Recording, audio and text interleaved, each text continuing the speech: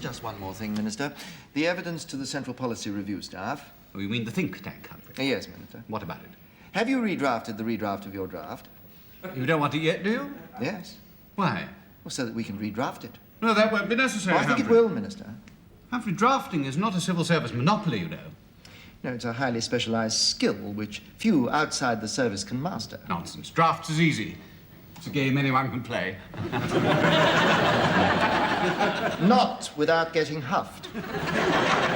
So, could I have the draft proposal, please? Certainly, Humphrey. When, Minister? Later, Humphrey. Yes, but when? Well, you're always saying we mustn't rush things, aren't you? Minister, I must ask you for a straight answer. On what day? Tomorrow, Monday, Tuesday? In due course, Humphrey. At the appropriate juncture. In the fullness of time. When the moment is ripe. When the necessary procedures have been completed. Nothing precipitate, of course. Minister, this is getting urgent. Urgent, Humphrey? What a lot of new words we're learning. Now, Minister, you'll forgive me if I say this, but I'm beginning to suspect that you are concealing something from me. Oh, surely. You and I have no secrets from each other, have we, Humphrey? I'm sorry, Minister, but sometimes one is forced to consider the possibility that affairs are being conducted in a way which, all things being considered and making all possible allowances, is, not to put too fine a point on it, perhaps not entirely straightforward. Well, you're the expert on straightforwardness. So what about the draft evidence to the Central Policy Review staff?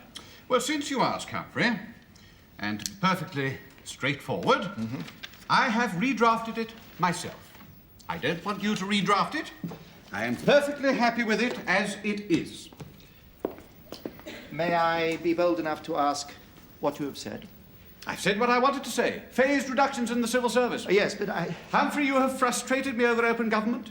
You have frustrated me over the economy drive. But this time I'm going to have my way. The party wants it. The public wants it. And I'm bound to say that all we get from the civil service is delaying tactics. Well, I wouldn't call civil service delays tactics, Minister. That would be to mistake lethargy for strategy. Very droll, Humphrey. But you must realise that there is a real desire for radical reform in the air. The All-Party Select Committee on Administrative Affairs, which I founded, is a case in point. It's a great success. Oh, indeed. What has it achieved? Nothing yet. The party is very pleased with it. Ah. Why? 10 column inches in last Monday's Daily Mail for a start. Oh, I see. The government is going to measure its success in column inches, is it? Yes. No. Yes and no. Now, Minister, the evidence that you're proposing to submit is not only untrue, it is also, which is much more serious, unwise. Now, we've been through all this before. The expansion of the civil service is the result of parliamentary legislation, not bureaucratic empire building. So when this next comes up at question time, you want me to tell Parliament that it's their fault that the civil service is too big? But it's the truth, Minister. I don't want the truth. I want something I can tell Parliament. Humphrey, you're my permanent secretary. You're supposed to enact my policies, yet I still don't understand why you seem implacably opposed to them. I must know where you stand on all this. Where one stands, Minister, depends upon where one sits.